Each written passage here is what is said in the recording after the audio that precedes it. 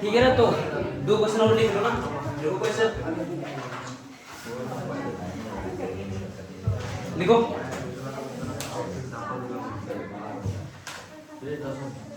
लिखो क्वेश्चन, दो क्वेश्चन है। देखो टू पार्ट की लिखो क्वेश्चन है ना। अरे बातें नहीं करो यार।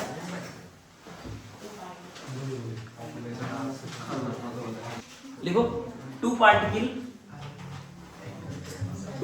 execute SHM, two particle execute SHM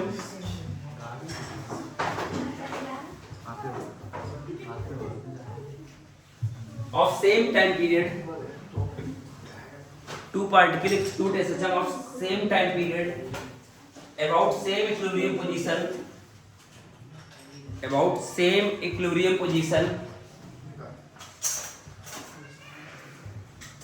but different amplitude,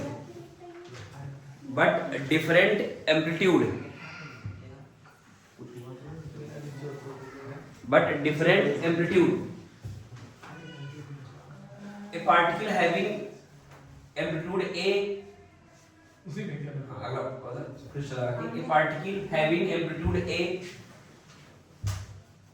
a particle having amplitude A starts from mean position, a particle having amplitude A starts from mean position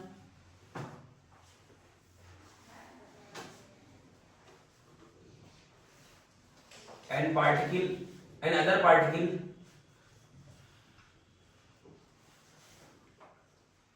have amplitude 2A starts from extreme position. Other particle have amplitude 2A starts from extreme position. If they move in opposite direction, then find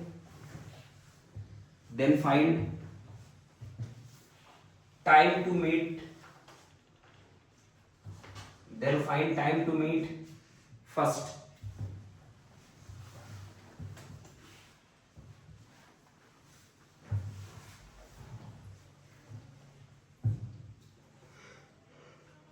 ठीक है ना।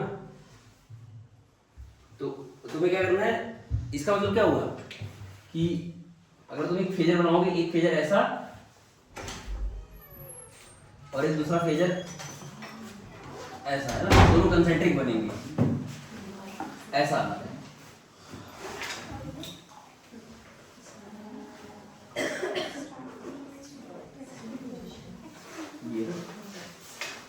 ये दोनों का mean हो जाएगा ना, ये हो जाएगा +2A और ये हो जाएगा -2A, ये -A और ये +A। अब पार्टिकल कहाँ कहाँ लोकेटेड है वो देख लो और थोड़ा सा रिलेटिव मोशन यूज करना, मतलब एंगुलर का। ठीक है, बना लो।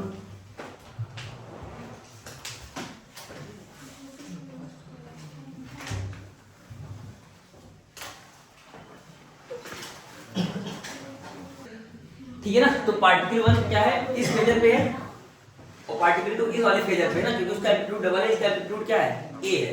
उसका एम्पलीट्यूड डबल है और इसका A है, तो ये वाला इस फेजर पे होगा, इधर जा रहा होगा, इधर जा रहा होगा। तो इसका मतलब क्या हुआ कि जब ये वाला हो सकता है ये वाला यहाँ पहुंचे और ये वाला यहाँ जब पहुंचे, तब क्या कर जाए, वो मीट कर जाएंगे। मतलब ये वाला यहाँ जब पहुंच जाएगा और ये वाला यहाँ हॉरिजॉन्टल लाइन में। ठीक है ना। तो इसका मतलब इधर कहीं ये जब ये यहाँ पहुंचेगा और ये यहाँ पहुंचेगा, तब क्या कर जाएंगे, मीट कर जाएंगे। तो हमें क्या करना है, इनके बीच का क्या निकालना है, फेज डिफरेंस निकालना है। क्या निकालना है, फेज डिफरेंस। तो देखो ध्यान से, अगर तुम इसको मिलाओगे तो ये कितना आएगा, 2A आएगा, और इसको मिलाओगे तो कितना आएगा, A आएगा।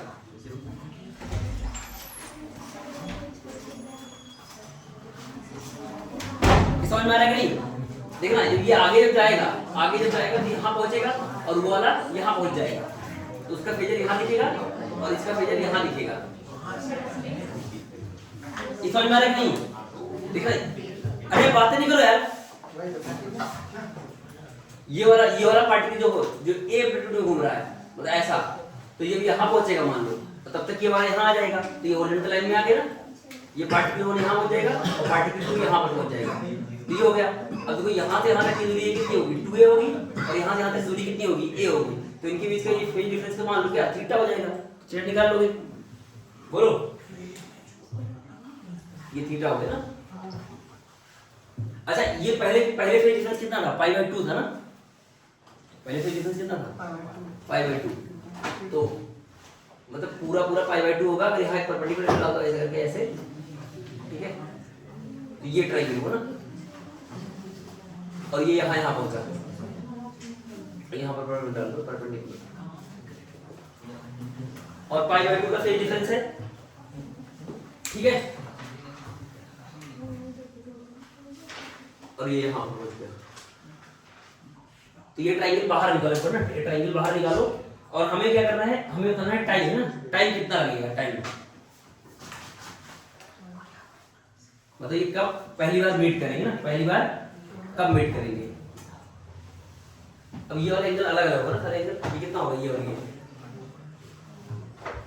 मतलब पूरा ये एंगल तो π/2 है ना, ये वाला एंगल समझ में आ रहा है कि π/2 है, क्योंकि एक मीन पे है और एक एक्सट्रीम पे है, तो इनके बीच का डिफरेंस कितना है π/2 है, ठीक है।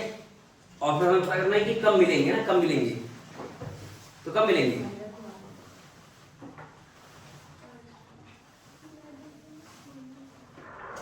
बोलो कब मिलेंगे,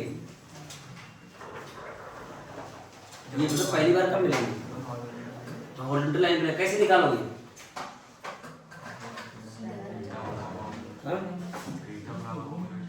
हाँ थीटा बराबर ओमेगा टी तो लगाएंगे, ठीक है, थीटा क्या लेंगे, थीटा बोलो, थीटा कितना लेंगे,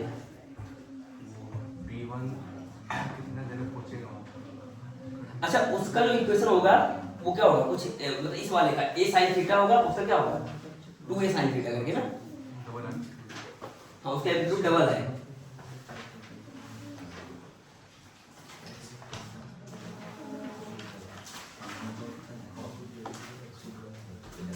टू ए साइन थीटा और a sin थीटा।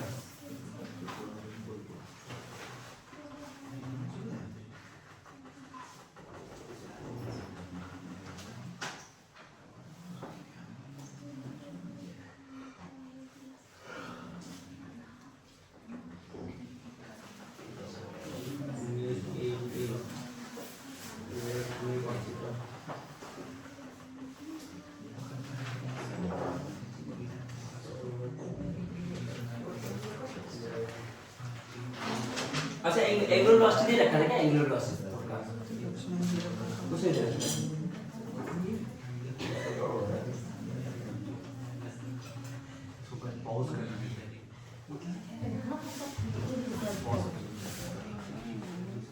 क्वेश्चन ऐसे मान लिया कि ये थीटा, मान लो यहाँ से ये थीटा घूम गया ना, कितना एंगल घूम गया, थीटा एंगल घूम गया, तो अगर ये थीटा तो ये भी कितना होगा, थीटा होगा, अगर ये थीटा होगा तो ये 90 माइनस थीटा होगा, तो फिर से थीटा होगा, अब तो ये 2a है तो ये बनेगा, ये कितना बनेगा 2a cos थीटा, और ये a है तो ये क्या बनेगा a sin थीटा, तो दोनों को इक्वेट कर दो, मतलब ये दोनों के लिए कॉमन है, तो क्या रहेगा 2a cos theta equal to क्या आ जाएगा a sin थीटा, तो यहाँ सबको थीटा कितना आएगा, थीटा tan थीटा 2 आ जाएगा ना, tan थीटा कितना आ गया 2 आ गया, तो इसका तो थीटा की वैल्यू कितनी आ गई tan इनवर्स 2। अब क्या बोलोगे, इसका जो थीटा होगा वो किसके बराबर होगा, ओमेगा इनटू टी के, थीटा किसके बराबर होगा ओमेगा इनटू टी, तो यह जाएगा tan इनवर्स 2, और इसी यहाँ क्या दोगे 2π/t इनटू टी, और यह जाएगा tan इनवर्स 2, तो यहाँ से क्या मिल जाएगा, या फिर मान लो इसको रहेगा ना ओमेगा रहेगा, तो ओमेगा टर्म निकाल लेंगे ना, ओमेगा टर्म तो कितना आ जाएगा tan इनवर्स 2y ओमेगा है, ये हो जाएगा, ओमेगा अगर दिया रहेगा तो हम यहाँ से टाइम पे डालेंगे, तो कितने टाइम बाद वो मीट करेंगे वो आ जाएगा,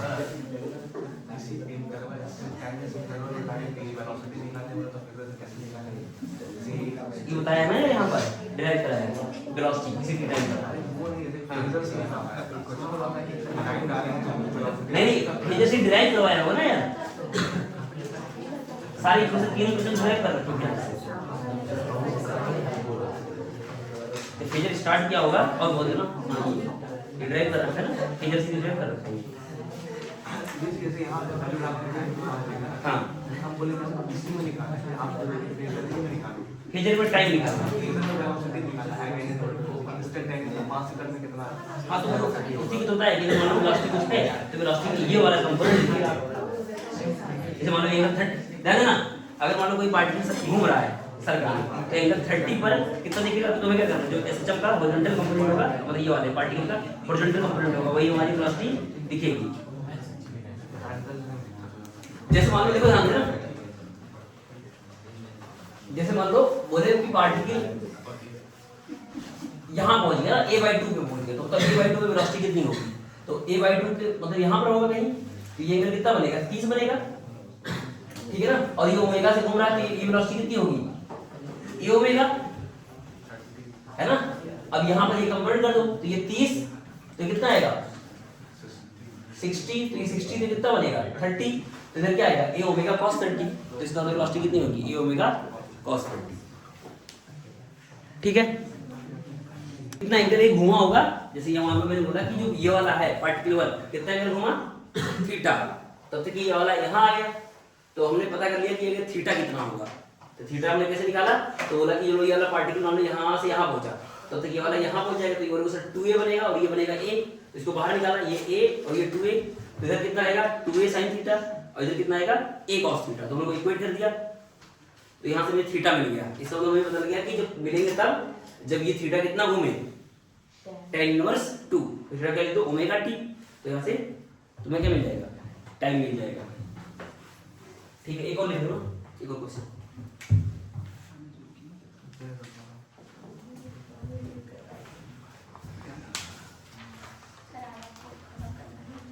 अच्छा एनर्जी खत्म करना ना, जैसे एक क्वेश्चन लिखाऊंगा ना होमवर्क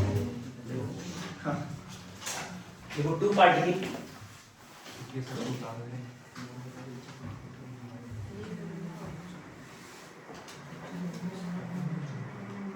नेक्स्ट क्वेश्चन लिखो 2 particle are executing a system of same amplitude, 2 particle executing a system of same amplitude a, same angular frequency omega, same angular frequency omega, 2 particles executing a system of same amplitude a and same angular frequency omega along x-axis, along x-axis.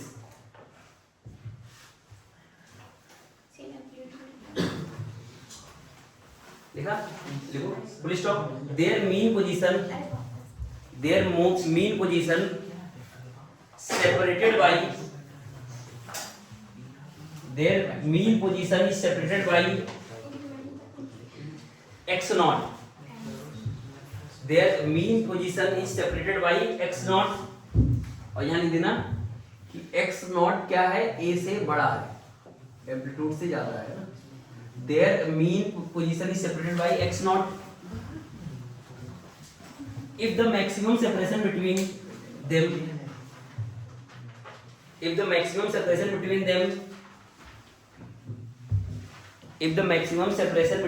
is x naught plus a, if the maximum separation between them is x naught plus a, find phase difference between their motion, find phase difference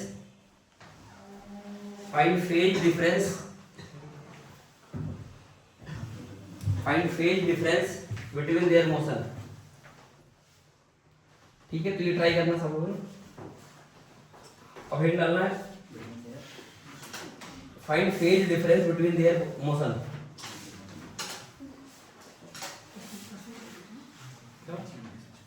find phase difference between their motion है ना, मतलब दोनों के बीच का phase difference निकालना है simple.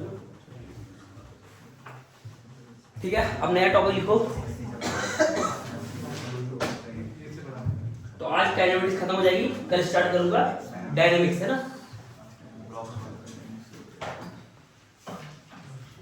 तुम ना वीडियो मतलब लगी चीज और निकलो भूल गया पिंडा लिया क्या?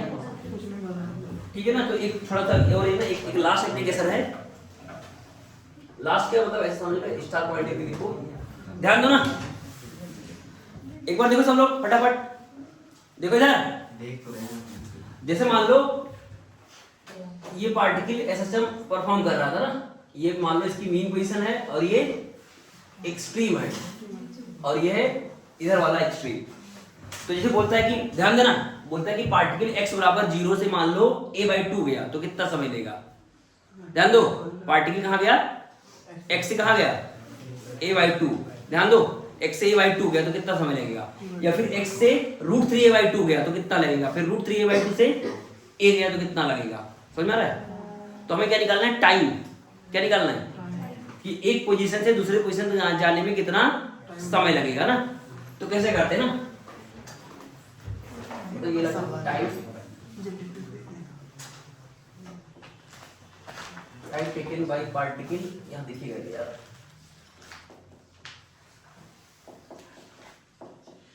Time taken by particle to move from one position to other position।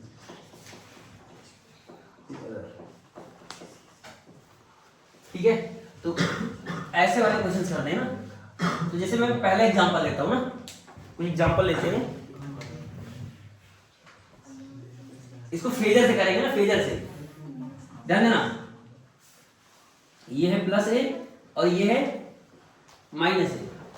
अगर बोलता है कि पार्टिकल, ध्यान देना, पार्टिकल यहां से चलना स्टार्ट करता है, यहां से चलना स्टार्ट करता है और वो यहां पे जाता है a/2 तक, तो कितना समय लगेगा। ध्यान दो, मैं बोला कि पार्टिकल स्टार्ट कहां किया, और मतलब मीन से, यहां से स्टार्ट किया और कहां पहुंचा है a/2।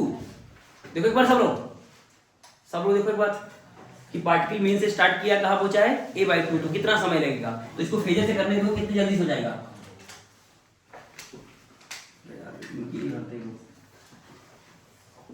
ठीक है, तो देखो ध्यान से, यहां से स्टार्ट किया था, यहां से स्टार्ट किया था और कहां गया a/2 यहां तक।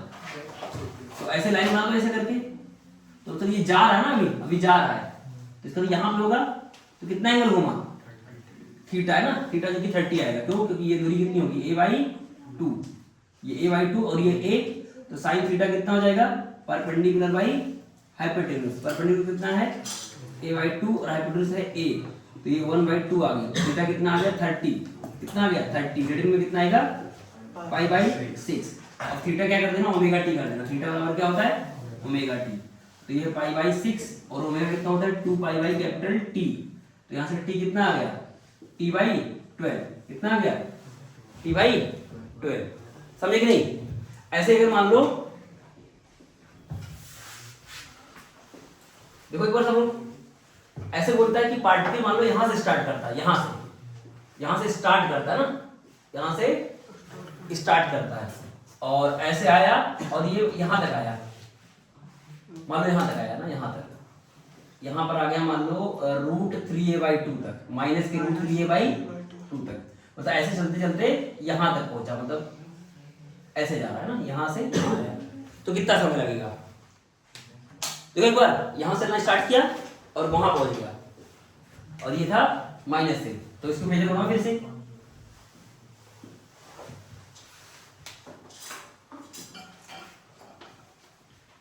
ठीक है, तो मतलब पहले कहां था, प्लस एक, मतलब यहां था, मतलब यहां पर था, मतलब यहां पे था। ठीक है, इसका मतलब ऐसे जा रहा होगा। ठीक है, अब सोचो ये गया गया गया, इसका मतलब ये देखो वापस आ रहा है, तो ये सर्कल कहां घूम गया, वापस आएगा। अरे समझ में आ रहा है, ये ऐसे जा रहा है तो इसका मतलब ये यहाँ पे ऐसे आएगा, ये गया यहाँ, फिर यहाँ से यहाँ जाएगा, तो ये यहाँ से बोलो, यहाँ से यहाँ आया, फिर यहाँ से यहाँ आएगा, तो यहाँ आएगा। समझे कि नहीं। इसका मतलब ये पार्टिकल पहले इधर आया, उधर से इधर आया आया आया आया आया, फिर इधर फिर इधर, इसका मतलब यहाँ पर पहुंचेगा, यानी कि माइनस का √3a/2। तो ऐसे लाइन बना दो, ऐसे करते करते करते करते, ठीक है। अब क्या करेंगे, देखो ये √3a/2 है, ये कितना है √3a/2, तो ये कितना होगा √3a/2, तो ये कितना आएगा √3a/2, और ये कितना होगा a, ठीक है। तो क्या ये एंगल निकाल सकते हैं ये वाला, बोलो ये कितना आएगा, मान लेते थीटा, फिर से साइन थीटा निकालो, साइन थीटा क्या आ जाएगा परपेंडिकुलर बाई हाइपोटेन्यूज, परपेंडिकुलर कितना है √3a/2, हाइपोटेन्यूज कितना है a है, क्या cos थीटा लगेगा, cos थीटा अच्छा cos थीटा लगेगा, वो बेस है सर 3a/2, तो 3a/2 बेस है, वो बना ये भी ये थीटा है, cos थीटा तो ये भी थीटा होगा ना, ये cos थीटा लगेगा, हाँ cos थीटा देगा सर, चलो cos लगा दो, cos थीटा क्या आ जाएगा बेस बाई हाइपोटेन्यूज, तो बेस ये है, हाइपोटेन्यूज ये है ना, तो थीटा कितना आ जाएगा, कितना आ गया π/6 यानी 30 डिग्री, यानी कि π/6, इसका मतलब ये एंगल कितना है π/6, तो इसका मतलब ये पूरा एंगल कितना घुमा, इतना घुमा ना यार, ठीक है ना, इसको मान लेते हैं अल्फा, मान लेते हैं, क्या मानते हैं अल्फा, ठीक है। तो थीटा कितना आ गया, थीटा ये थीटा है अपना, तो बोलो सर ये कितना है, ये 90 और ये 60, तो कितना आएगा थीटा कितना आ जाएगा 90 प्लस 60 यानी कि 150, रीडिंग में कितना आएगा बोलो 5π/6, ठीक है। अब इसको किसके बराबर कर दो, ओमेगा टी के बराबर है ना, थीटा बराबर होता है ओमेगा इंटू टी, ये जाएगा 5π/6, और यहाँ लिख देना 2π/कैपिटल टी इंटू टी 5π/6, तो यहाँ से टी आ जाएगा ना, समझे कि नहीं, यहाँ से क्या आ जाएगा कि यहाँ से यहाँ तक जाने में कितना समय लगेगा, तो एक करके बता दो, लास्ट तक तुम लो सारे लोग ना, ध्यान दो ना, ये करके बता सब लोग कि पार्टिकल मान लो यहाँ पर a/√2 से स्टार्ट हुआ, कहाँ से स्टार्ट हुआ, ऐसे पार्टिकल ऐसे गया, तो ऐसे जा रहा है, ये कहाँ है a/√2 पे, ध्यान दो सारे लोग, a/√2 से स्टार्ट हुआ और इधर ही जा रहा है, एक्सट्रीम की तरफ ही जा रहा है, ठीक है। और ये ऐसे जाते जाते जाते जाते जाते ऐसे आया, ऐसे करते करते करते ये मान लो फिर यहां पर पहुंचा, इधर ये मान लो स्टार्टिंग पोजीशन थी, यहां से स्टार्ट किया है और फाइनली ये ऐसे जा रहा है, ठीक है। और ये दूरी है a/2, बताना कितना टाइम लगा, समझे कि नहीं, देखो ऐसा है, दुबई पर ऐसे गया, फिर गया, फिर गया, फिर आया, नहीं आया, तो यहां से स्टार्ट किया, ऐसे गया, फिर जाएगा, फिर जाएगा, फिर आएगा, अब फिर मैच करेगा, तो कितना टाइम लगेगा इसमें, 30 कर दो जल्दी से,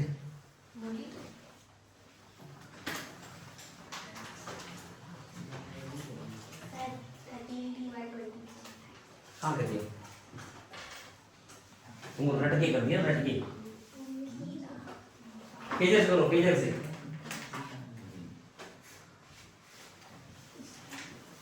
इसको कर लो, फिर एक याद करने वाला बता देता हूँ, वो याद रखोगे तो ये सब करने की जरूरत नहीं पड़ेगी ना, मतलब जो जनरली मतलब 90-80% क्वेश्चन आते हैं उसी से बन जाएंगे। तो एक बार देखो ना, a/√2 को मैंने यहाँ पर किया, अभी पार्टिकल आगे जा रहा है, ये आगे जाएगा, तो ये वाला किधर जाएगा, यहाँ से यहाँ जाएगा, अभी जब नीचे आएगा यहाँ से यहाँ, तो ये वाला यहाँ से यहाँ आएगा, फिर ये यहाँ से यहाँ आएगा पूरा, तो यहाँ से यहाँ आएगा, लेकिन वो वापस आ रहा था ना, इसका तो ये अब वापस आएगा, तो ये वापस आएगा, तो इसका तो ये यहाँ पर आएगा a/2, और ये से जा रहा होगा, यानी फाइनली यहाँ कहीं पहुंचेगा, इसका मतलब ये कितना एंगल घुमा, इतना एंगल घुमा, कितना एंगल घुमा, तो ये एंगल निकालना पड़ेगा, 2π माइनस, समझे कि नहीं। तो बोलो सर देखो ये a/√2 है, तो ये कितना आएगा π/4 आएगा, 45 डिग्री, और ये a/2 है तो ये 30 आएगा, 30 मतलब π/6 आएगा, समझ में आ रहा है। a by root 2 corresponding 45 degree आता है by 4 और 1 by 2 corresponding कितना आता है 30 डिग्री। इसका मतलब जो थीटा आएगा वो कितना आएगा थीटा, तो मतलब 2 पाई में से pi by 4 minus pi by 6 घटा दो, कितना आएगा? अरे पूरा होता है 2 पाई में से घटा दो, कितना आएगा? कितना है? 19 पाई बाय 12 है ना? 12 थीटा आया है 12 आया। ठीक है, अब यहाँ थीटा यहाँ क्या लिखोगे? ओमेगा इनटू टी, ये 19 पाई बाई 12। ओमेगा क्या होता है? 2 pi by T into T, यह आ जाएगा 19 पाई बाई 12। तो ये पाई से पाई कैंसिल, तो टी कितना आ गया? बोलो 19 टी बाई 20। ठीक है,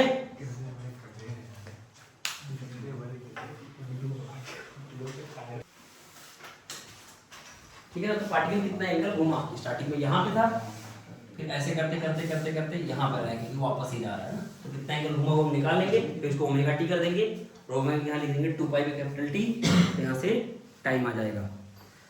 ठीक है, अब एक मैं शॉर्टकट लिखा दे रहा हूँ, मतलब जो तुम्हें जिंदगी टूटो वाले अगर याद रखेंगे तो जल्दी क्वेश्चन हो जाएगा। Okay sir, okay. ये लिखा नहीं है?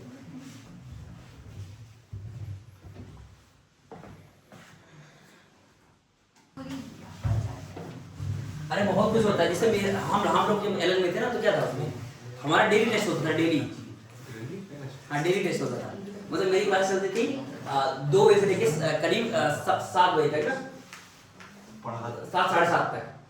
मतलब इसमें मतलब हर एक पीरियड के बाद 15-10 मिनट का ब्रेक होता था, तो इसलिए 7:30 तक क्लास चलती थी। फिर 7:30 से लेके करीब 8:45 तक टेस्ट होता था, क्लास टेस्ट, जिसमें फिजिक्स के 3 टेस्ट होते थे, मतलब फिजिक्स के 2 टेस्ट, और मैथ के 3 टेस्ट और एक फिजिकल केमिस्ट्री का होता था। ये 3 होता था, बीपी के 6 दिन होते ना, और बाकी इनऑर्गेनिक का एक टेस्ट घर के लिए मिलता था। तो डेली मतलब वैसे एक दिन फिजिक्स का हो गया, फिर मैथ का, फिर फिजिक्स का, फिर मैथ का, फिर मैथ का, फिर फिजिकल केमिस्ट्री का, फिर मैथ का, और डेली रिजल्ट लगता था, डेली। मतलब टॉप के जो 4 बैच थे उसमें ऐसा होता था, 5 बैच। हाँ, जैसे कि पहले स्टार बैच था, उसमें टॉप के 30 बच्चे थे, फिर एक था A1 बैच, तो उसमें 40 बच्चे थे। तो स्टार और A1 आपस में सफल होते रहते थे। जैसे मान लो किसी ने अच्छा परफॉर्म किया A1 बैच में, और स्टार वाले में किसी ने उतना अच्छा परफॉर्म नहीं किया, तो A1 में कुछ बच्चा स्टार में चला जाएगा, स्टार वाला A1 में आ जाएगा। फिर था A2 था, तो A2 में थे 50 बच्चे। फिर था A3 था, उसमें 60 बच्चे थे। फिर उसके बाद A3 के बाद 35 बैच और थे ना, 35 बैच और थे, और हर एक बैच में लगभग 200 बच्चे। जैसे हमारे बैच में, जैसे पहले देखो 30, 40, 50, 60, तो हमें ये वाले बैच में था। उसके बाद इसके नीचे 35 बैच और थे, 35 बैच 60 वाले। हाँ, मतलब ये वाले बैच में था मैं। तो इन दोनों में सफलिंग होती थी, इन दोनों में कोई सफलिंग नहीं होती थी ना, तो ये मतलब फिक्स हो गया था। तो ये चारों बैच में डेली टेस्ट होता था, डेली। अब ये वाले 4 बैच में, जैसे ये वाले बैच में, तो ये वाले बैच में इनकी रैंक मतलब ये उसमें 200 के अंदर रैंक वाले बच्चे थे सारे, ये जिनके टॉप 100 200, और ये जो थे ये मतलब 500-800 के अंदर रैंक वाले थे, और इनमें लगभग 70 से 80% IIT में थे। और मतलब NIT तो सारे ही थे लगभग, लेकिन 70 से 80% इस बैच में थे, इन दोनों बैचों से सारे IIT में। लेकिन मेरा क्या था कि लास्ट समय में यार मैंने पढ़ाई नहीं की ना, लास्ट के 2-3 महीने मतलब बचे हुए थे, तो मैंने वहाँ बिल्कुल पढ़ाई बंद कर दिया। गेम खेल रहे हैं, नए मोबाइल ले लिया, तो बहुत ज़्यादा डिस्ट्रैक्ट हो गया, नहीं तो मेरे मतलब अच्छे मार्क्स आते थे।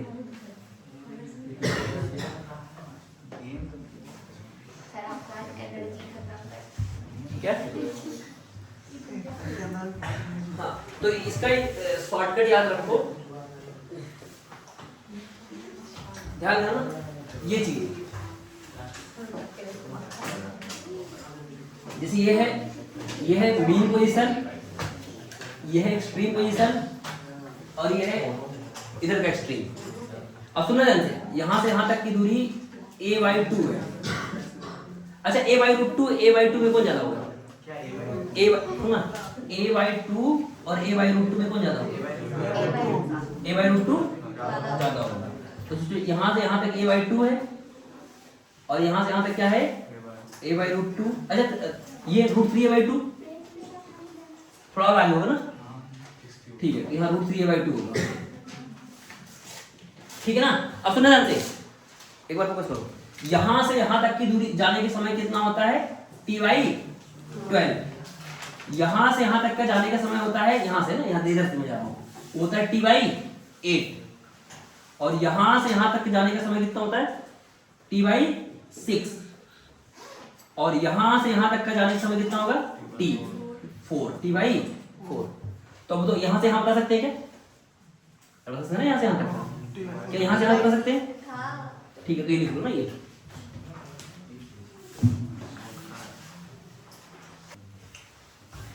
ठीक है, तो इस शॉर्ट पे ध्यान रखोगे। अब नेक्स्ट टॉपिक लिखो, ठीक है ना, याद रहेगा ये, बोलो, ये सब याद रहेगा ना, याद है, पूछिए ना। t बाई 12, यहाँ से t बाई 8, t बाई 6 और t बाई 4, पता ना प्राची। अगर तुझे बोलता है कि a से a बाई 2 आने में कितना समय लगेगा, तो बोलो सर t बाई 4 में से ये वाला सब्ट्रैक्ट कर देंगे, है ना। तो ऐसे किसी को पूछ ले, जैसे पूछ ले कि नहीं रूट 3 a बाई 2 से a बाई रूट 2 आने में कितना समय लगेगा, तो सर यहाँ से यहाँ तक की दूरी कितनी है, मतलब समय t बाई 6, और यहाँ से यहाँ तक कितना है, t बाई 8, तो ये निकालने के लिए क्या करोगे, t बाई 6 में से t बाई 8 घटा दोगे तो यहाँ से यहाँ तक आ जाएगा। चलो ठीक है ना, तो अब नेक्स्ट सेकंड डालो, energy in A system, energy in A system, energy in A system, ठीक है ना। तो पहला रीड डालना पड़ेगा काइनेटिक एनर्जी ना, काइनेटिक एनर्जी,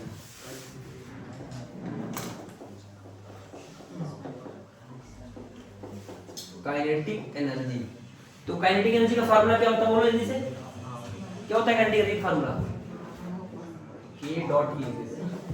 तो सर काइनेटिक एनर्जी का फार्मूला हमने पढ़ा था हाफ mv स्क्वायर, क्या पढ़ा था, हाफ mv स्क्वायर। अच्छा v कितना होता था सिस्टम में, v कितना होता था, v कितना होता था, तो सर v के हमने दो इक्वेशन पढ़े थे, कौन कौन सा, एक टाइम के साथ ये था पढ़ा था, a omega cos omega t plus phi मान था, मतलब जनरल ले ना, मतलब जनरल नहीं, मतलब t बराबर मतलब 0 पर मीन क्वेश्चन स्टार्ट करता है, और दूसरा क्या था, v बराबर omega a square minus x square, तो यहाँ पर रख दोगे ना तो दोनों आ जाएगा ना। तो काइनेटिक एनर्जी के फंक्शन ऑफ टाइम क्या आ जाएगा, हाफ mv स्क्वायर, तो v का स्क्वायर करोगे तो यह क्या आ जाएगा, a omega cos omega t का होल स्क्वायर। तो kinetic energy as a function of time आ जाएगा half m omega square a square cos square omega t। तो ये आ गया इंस्टेंटेनियस काइनेटिक एनर्जी आ गई, ये क्या आ गई, इंस्टेंटेनियस काइनेटिक एनर्जी, ठीक है ना, ये हमारा आ गया इंस्टेंटेनियस काइनेटिक एनर्जी। अगर बोलूं kinetic energy as a function of x निकालना है तो क्या करना पड़ेगा, ये फॉर्मूला लगाना पड़ेगा, तो क्या आएगा kinetic energy, half m v square मतलब omega under root a square minus x square, ये आएगा काइनेटिक एनर्जी कितनी आएगी, half m omega square a square minus x square. तो ये आ गया kinetic energy as a function of position, kinetic energy as a function of position, लिखो ये है kinetic energy as a function of time, यहाँ लिख देते हैं ke t लिख दिया, क्या लिख दिया ke t, तो यहाँ क्या लिख देंगे ke x लिख देंगे, ध्यान रखिएगा ना कि वो टाइम का फंक्शन है और ये x का फंक्शन है।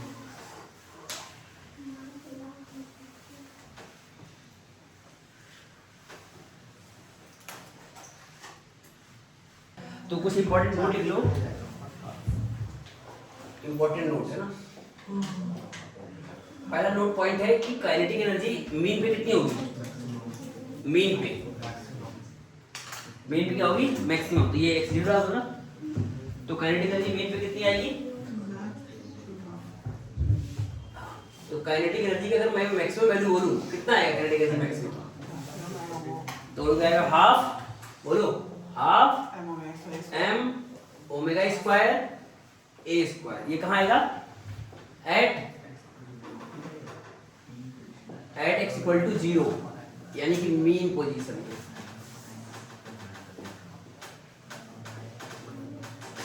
ठीक है। अच्छा काइनेटिक एनर्जी मिनिमम कहाँ होगी? कितनी होगी? 0 हो जाएगी ना? कितनी हो जाएगी? 0। कहाँ होगा? At x equal to a यानी कि एक्सट्रीम पोजीशन।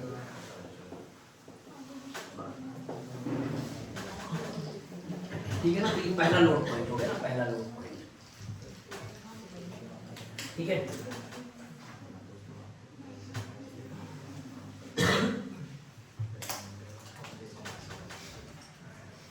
अच्छा बताना साइन थीटा ग्राफ कैसे बनता है? साइन और कॉस थीटा का पता है सबको? ठीक है। तो नोट नंबर 2 देखो कि जैसे मैं बोलूं कि कॉस थीटा ग्राफ कैसे होता है? कॉस थीटा का तो सर कॉस थीटा ग्राफ ऐसे करके ऐसे होता है ना। ये किसका ग्राफ है? कॉस थीटा का। नहीं साइन थीटा नहीं, ये साइन थीटा का।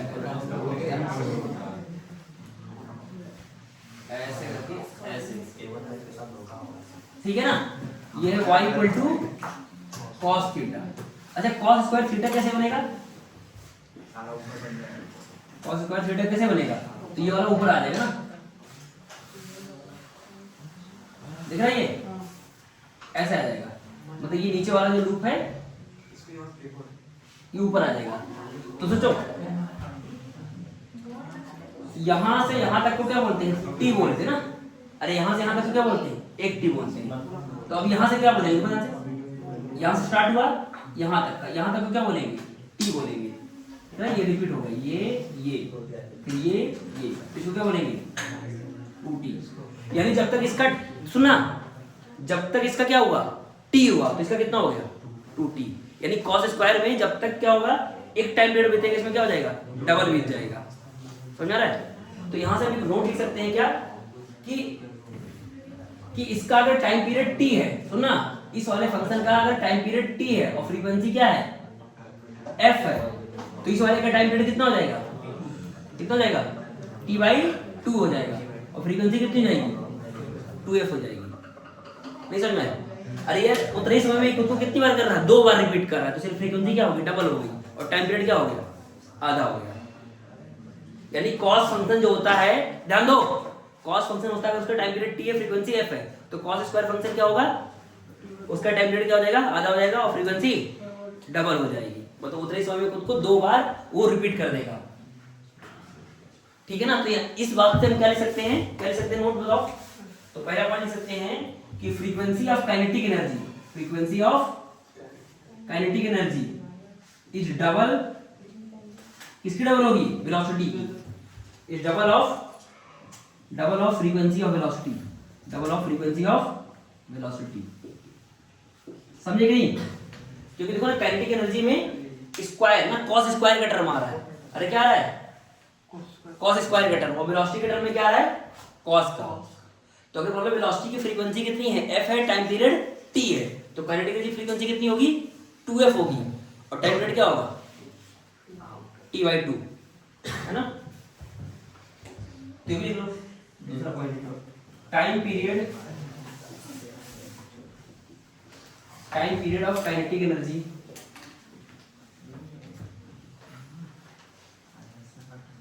काइनेटिक एनर्जी को और क्या बोलते हैं? ऑसिलेशन एनर्जी बोलते हैं ना, ऑसिलेशन एनर्जी।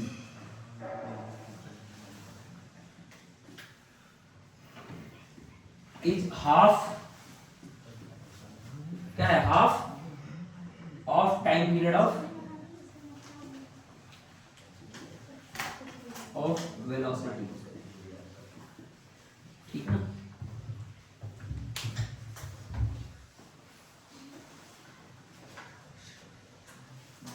ठीक है ना? अब एक हिंट डालना है, average kinetic energy.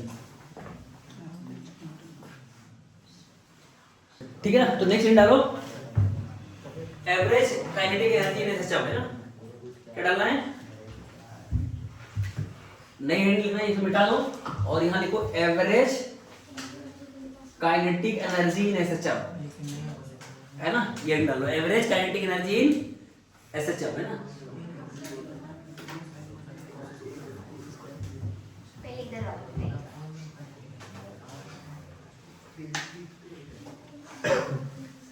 Average kinetic energy in SHF, है ना।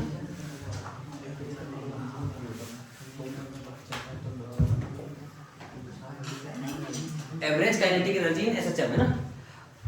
ठीक है, तो एक चीज हमें ध्यान रखना है कि एवरेज काइनेटिक एनर्जी कैसे निकालेंगे। तो ध्यान दो, काइनेटिक एनर्जी एवरेज,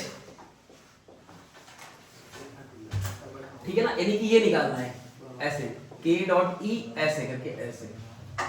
तो इसका मतलब हाफ, फॉर्मूला क्या था, half m omega square a square, यानी एक्चुअली जो cos स्क्वायर थीटा आएगा ना उसी का एवरेज ले लो। cos स्क्वायर क्या है था, ओमेगा t आया था ना, ये इसका एवरेज ले लो, इसका एवरेज। और हमें पता है कि cos स्क्वायर चाहे सुना साइन और cos का एवरेज क्या होता है, 0 होता है ना। सुनना ध्यान से, साइन और cos फंक्शन का एवरेज एक टाइम पीरियड में क्या होता है, ध्यान दो एक बार फोकस करो। देखो साइन ग्राफ ऐसे बनता है और cos ग्राफ कैसे बनता है, ऐसे करके ऐसे। ये किसका है, साइन थीटा का, और ये किसका है, cos थीटा का। तो ध्यान से ना, और यहां से यहां तक एक टाइम पीरियड हो गया, और यहां से यहां तक क्या हो गया, एक टाइम पीरियड हो गया। तो ध्यान दो, एवरेज वैल्यू हमने सिखाया था, ये कुछ ऐसा होता है ना, किसी भी फंक्शन का एवरेज वैल्यू जो होता है वो होता है integration y dx divide by dx। y dx होता है area, area under yx graph. अरे y dx क्या होता है, area under yx graph divide by वही इंटरवल जो है। तो देखो जितना एरिया ऊपर है उतना एरिया, इसका एवरेज वैल्यू क्या आएगी 0, और इसकी एवरेज वैल्यू क्या आएगी, जितना देखो ऊपर उतना ही, देखो ये दोनों मिला के ऊपर उतना ही नीचे। तो साइन और cos की एवरेज वैल्यू क्या होती है, 0 होती है एक टाइम पीरियड में। लेकिन साइन स्क्वायर थीटा और cos स्क्वायर थीटा तो ऊपर चला जाएगा, तो एवरेज वैल्यू आएगी। तो एवरेज वैल्यू मैंने निकलवाया होगा तो होगा 1/2 आता है। यानी कि अगर मैं यहां से ऐसे बोलूं, ऐसे कॉन्सेप्ट याद रखोगे कि एवरेज वैल्यू है ना, average value of sine theta और cos theta in a time period, है ना, वो क्या होगा, 0 होगा। ठीक है, और एवरेज वैल्यू ध्यान देना, average value of sine square theta और cos स्क्वायर थीटा एक टाइम पीरियड में 1/2 होता है। इनकी वैल्यू क्या होती है, इन अ टाइम पीरियड, किसी भी टाइम पीरियड में कितना होगा, 1/2 हो जाएगा। कितना हो जाएगा, कैसे निकालोगे, इस फार्मूले से निकाल सकते हो ना, समझ आ रहा है, तो कैसे निकालोगे।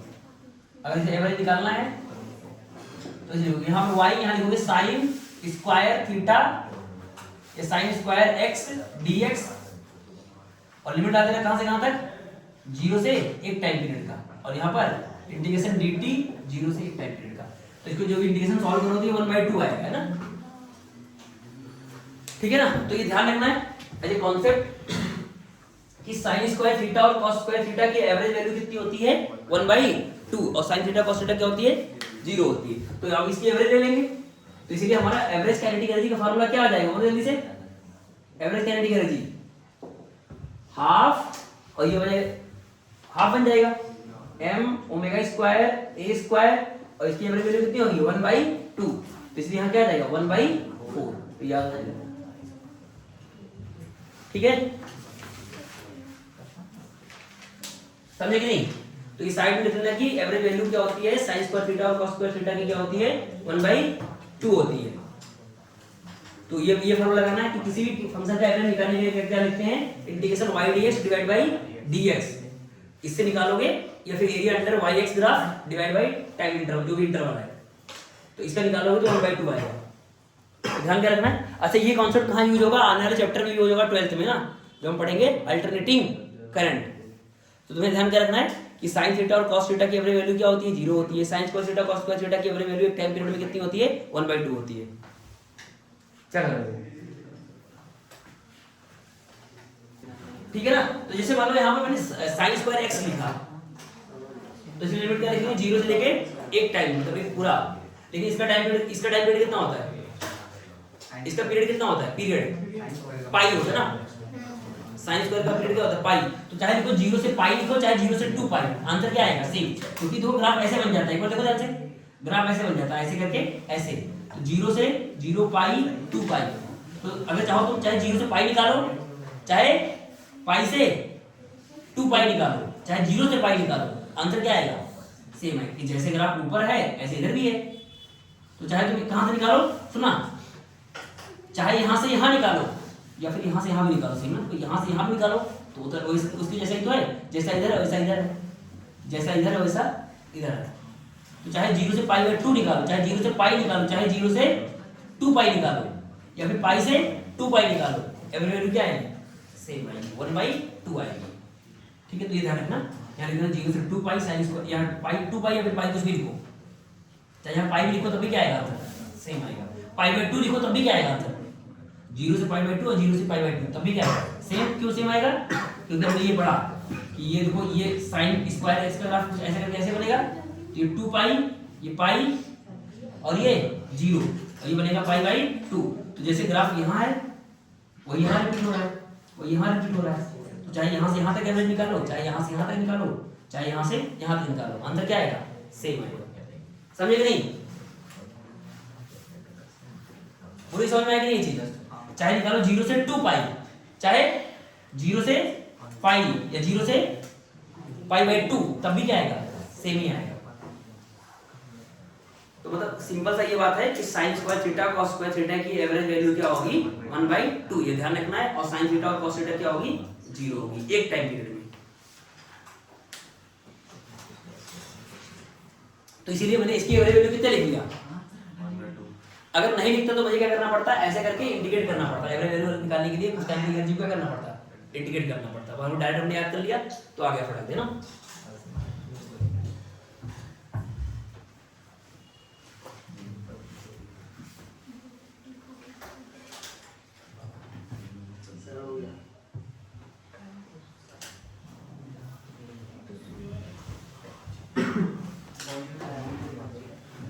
सुना, अगर कोई कायदे से करता कैसे लिखता है यहाँ पर देखो, सुना, अगर इसी को डिराइव करना तो क्या लेते हैं, यहाँ लेते काइनेटिक एनर्जी एवरेज बराबर, यहाँ लेते क्या, काइनेटिक एनर्जी और किसका है, किसका फंक्शन है, टी का। तो यहाँ लेते dt, फिर 0 से लेके t, और यहाँ पर 0 से t, यहाँ पर dt, इंटीग्रेट करते हैं तो वही आंसर आता है। अरे समझ में आ रहा है कि नहीं। जैसे यहाँ पर अगर मैं लिखता है काइनेटिक एनर्जी एवरेज, और यहाँ लिखता है काइनेटिक एनर्जी का फंक्शन, और यहाँ dt 0 से लेके कैपिटल T, और यहाँ dt 0 से लेके कैपिटल T, इंटीग्रेट करता तो वही सेम आंसर आता। ठीक है, अच्छा तो जो मैक्सिमम काइनेटिक एनर्जी आएगी उसका क्या है, ये जस्ट आधा है ना, उसका क्या है, आधा। तो इसी को और क्या लिख सकते हो, इसी को और क्या लिख सकते हो कि सर जो काइनेटिक एनर्जी मैक्सिमम आई उसी का क्या है, ये आधा, आधा है ना। अरे मैक्सिमम काइनेटिक एनर्जी कितनी आई थी, हाफ, बोलो मैक्सिमम काइनेटिक एनर्जी कितनी आई थी, half m omega square a square. तो इसका मतलब average kinetic energy, maximum kinetic energy क्या है, हाफ है। मैक्सिमम काइनेटिक एनर्जी कितनी थी, half m omega square a square, और यहाँ पर क्या है, उसी का वो हाफ है, इसलिए k max by 2 याद रहेगा। अगला लिखो पोटेंशियल एनर्जी, अगला क्या लिखो, पोटेंशियल एनर्जी। 45 हो गया, कोई बात नहीं।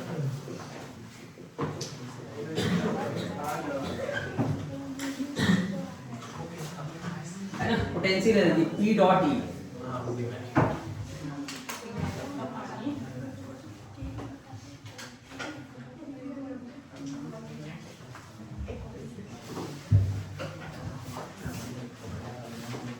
ठीक है ना। तो पोटेंशियल एनर्जी को हम डिराइव करते हैं, ध्यान दो, पोटेंशियल एनर्जी को क्या करते हैं, डिराइव करते हैं। तो हमें पता है कि जो एसएचएम में, सुनना ध्यान से, अगर कोई पार्टिकल एसएचएम कर रहा है ना, Ex = 0 है, ध्यान दो सर लोग, x = 0 है, और ये था +a और ये था -a, ठीक है। अच्छा जब पार्टिकल किसी लोकेशन पे होता है तो इधर क्या लगता है कि रीस्टोरिंग फोर्स लगता है, कितना लगता है, -kx ना, मतलब वही -k × x। जब पार्टिकल यहां पर होता है किसी लोकेशन x पे, तो उस पे एक फोर्स लगता है अपोजिट में, तो फोर्स कितना होगा बोलो जल्दी से, फोर्स कितना होगा माइनस kx, ठीक है ना। अच्छा k कितना था, k कितना था m ओमेगा स्क्वायर, अरे k कितना था, अरे यार जैसे a बराबर क्या था माइनस ओमेगा स्क्वायर x था, और इसकी जगह क्या लिख दो, f की जगह ma लिख दो, f की जगह क्या लिख दो ma, बोलो माइनस kx, तो a कितना आ जाएगा minus k by m into x.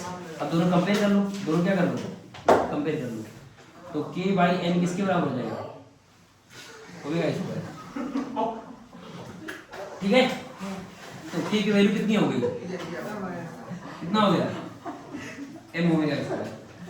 अरे समझे कि नहीं, ये हमारा इक्वेशन था a equal to minus omega square x और f बराबर ma, और यहाँ लिख दिया माइनस kx, तो ये हो जाएगा minus k by m into x, दोनों को कंपेयर कर लिया, बंद है क्या, अरे बंद है,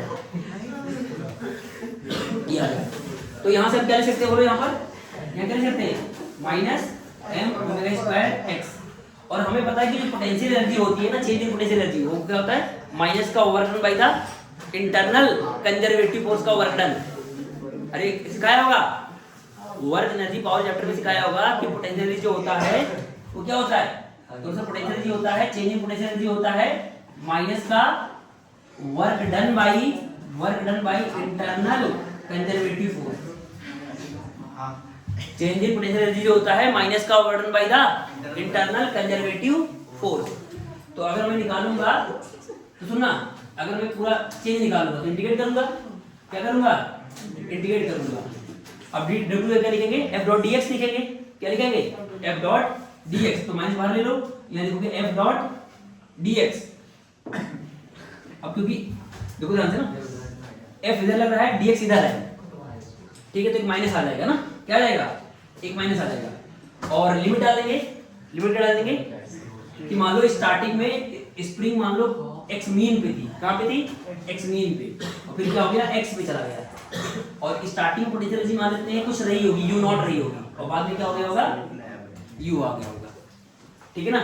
अब इसको खोलो इंटीग्रेट करो, तो ये f डॉट dx खोलो तो क्या आएगा f dx cos 180, ऐसा मेरा cos 180 क्या होगा, क्योंकि फोर्स इधर लग रहा है और डिस्प्लेसमेंट आगे है।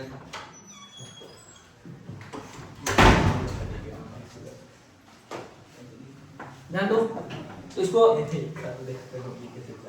du है ना, u नॉट से u, इसको खोलो यहाँ पर, ये माइनस, अच्छा f कितना है, f कितना है kx है ना, f का मैग्नीट्यूड कितना है kx है, तो यहाँ लिखेंगे kx dx, और f और x के बीच का एंगल कितना है 180, तो यहाँ लिखेंगे cos 180, ठीक है ना। तो माइनस तो इक्वल बन जाएगा, और लिमिट क्या लगाओगे कि x मीन से किसी एक पोजीशन x तक। अब इसको इंटीग्रेट करो तो du का इंटीग्रेशन क्या हो जाएगा u, और लिमिट बंद कर दो, ध्यान दो सारे लोग, u नॉट से u, और यहाँ पर ये प्लस बन जाएगा, और k बाहर ले लो, और ये x का इंटीग्रेशन क्या हो जाएगा x स्क्वायर बाई 2, और ये आ जाएगा xm से x,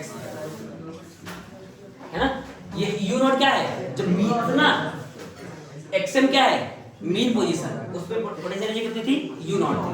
अब यहां रखोगे तो u minus u not equal to half, बाहर ले लो हाफ k, अपर लिमिट डालोगे तो x स्क्वायर, लोअर लिमिट डालोगे तो हाँ मीन स्क्वायर, ठीक है। तो ये हमारा पोटेंशियल एनर्जी आ गया। देखो इसको थोड़ा सा विजुअलाइज कराते हैं ना, लिखो अभी इसमें क्या होता है, जनरली क्या होता है, ध्यान दो, जनरली इक्वेशन में ये जो मीन वाला पोटेंशियल एनर्जी क्या होगा 0 होगा, पर किसी क्वेश्चन में मान लो अच्छा क्वेश्चन मांगा होगा तो मीन का पोटेंशियल एनर्जी कुछ मान लेगा, जर्नी की मीन का 0 हो, तो मीन का अगर 0 मान लेगा तो इसको 0 मान लेंगे, मतलब रेफरेंस क्या मान ले मीन को। ध्यान दो, हम हमेशा पोटेंशियल एनर्जी का चेंज निकालते हैं, पोटेंशियल एनर्जी डिफाइंड नहीं होती, पोटेंशियल एनर्जी का चेंज डिफाइंड होता है, और पोटेंशियल एनर्जी डिफाइंड होता है कंजर्वेटिव फोर्स के लिए। किसके लिए? कंजर्वेटिव फोर्स के लिए। तो पोटेंशियल एनर्जी का हमेशा क्या निकालते हैं? चेंज निकालते हैं, कभी भी नहीं कभी एब्सोल्यूट वैल्यू हम नहीं निकाल सकते। क्या निकालते हैं? हमेशा चेंज। तो देखो ये चेंज है, तो हम क्या करेंगे? रेफरेंस, एज ए रेफरेंस के लिए क्या मान लेंगे कि जो मीन पोजीशन पे पोटेंशियल एनर्जी क्या है? 0 है, तो इसको 0 मान लेंगे। क्या मान लेंगे इसको? 0। अभी लिखो, मैं लिखवा रहा हूं।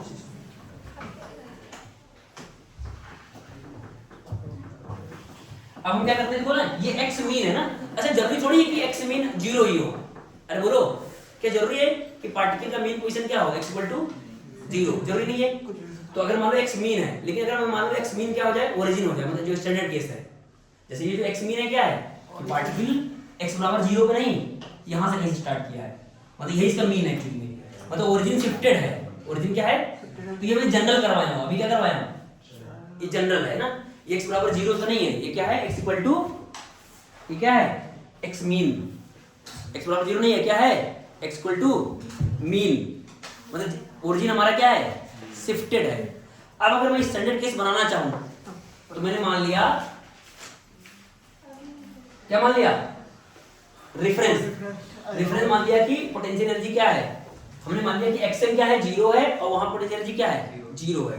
तो हमने क्या मान लिया? Let particle, let xm = 0 and u0 क्या हो जाएगा? 0। ये हमने मान लिया, ये रेफरेंस मान लिया। क्या मान लिया? ये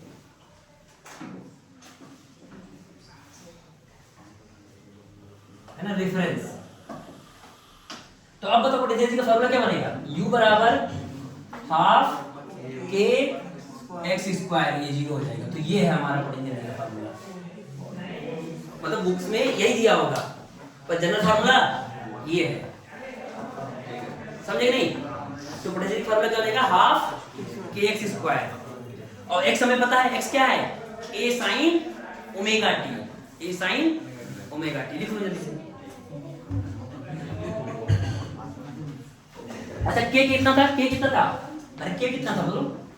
½ m ओमेगा स्क्वायर x²। तो ये आ जाएगा, ये आ गया potential energy function of x आ गया। ये क्या आ गया? Potential energy function of x। अरे k था ना m ओमेगा स्क्वायर, यहां डाल दिया। लिख लो इसका क्या बोल रही है? लिख लो फटाफट, टाइम बता। लिख लो। फिर इसका थोड़ा सा बचा है, इसका ग्राफ और बचा हुआ कर लेंगे ना। मतलब अब पोटेंशियल एनर्जी, काइनेटिक एनर्जी का ग्राफ बचा है, ये सारा चीज बचा है। अच्छा सुनना, यहाँ पर कंफ्यूजन हो रहा है कि यहाँ पर फोर्स -kx है। ध्यान देना, फोर्स -kx है। तो -kx मतलब क्या हुआ कि जिधर डिस्प्लेसमेंट है उसके अपोजिट। तो अगर ऐसे देखो तो फोर्स इधर लग रहा है, लेकिन उसकी वैल्यू कितनी है? kx। तो इसलिए मैंने सिर्फ लिखा है kx। क्या लिखा है? अरे फोर्स इधर लग रहा है और डिस्प्लेसमेंट इधर है, तो दोनों वेक्टर के बीच एंगल कितना हुआ? 180। तो बस इसलिए वहां फोर्स का मैग्नीट्यूड लिखा है और dx लिखा है, और उसके बीच का एंगल कितना है? 180। तो अरे माइनस तो होता है ना यार, यहाँ पर ये डेफिनेशन है। अरे ऐसा समझो ना कि यहाँ पर छोड़ो, ऐसे मत लिखो यहाँ पर ना। अरे फोर्स क्या लगता है? kx लगता है, बस माइनस साइन क्या लगता है? डिस्प्लेसमेंट के अपोजिट लगता है, ठीक है ना। तो फोर्स इधर लग रहा है, डिस्प्लेसमेंट इधर है, तो दोनों के बीच का एंगल कितना हुआ? 180। तो यहाँ लिखोगे ना वही f.dx, खोलोगे तो क्या आएगा? f(dx cos 180)। अच्छा, ये माइनस कहाँ से आया? ये डेफिनेशन थी ना कि चेंज इन पोटेंशियल एनर्जी क्या होती है? माइनस का overdone by the internal conservative force. ये अपनी डेफिनेशन थी किसकी? पोटेंशियल एनर्जी की, कि चेंज इन पोटेंशियल एनर्जी क्या होता है? माइनस का overdone by the internal conservative force या फिर work done by the external force. फिर से समझना, पोटेंशियल एनर्जी की डेफिनेशन क्या थी? माइनस का overdone by the internal conservative force का ओवरडन या फिर work done by the external force. इसको सॉल्व करोगे तो ये आ गया potential energy as a function of x आ गया। अच्छा, यहाँ पर हमने क्या मान लिया कि मीन पोजीशन क्या हो गया? ये तो जनरल केस था, जब हमने मीन को क्या मान लिया? 0 है, और मीन में पोटेंशियल एनर्जी 0 है, तब ये आ गया। वैसे जनरल क्या होता है? ये होता है, ठीक है ना। तो इसका ग्राफ, काइनेटिक एनर्जी का ग्राफ और इसकी एवरेज वैल्यू है ना, अगले क्लास में देखेंगे, ठीक है ना।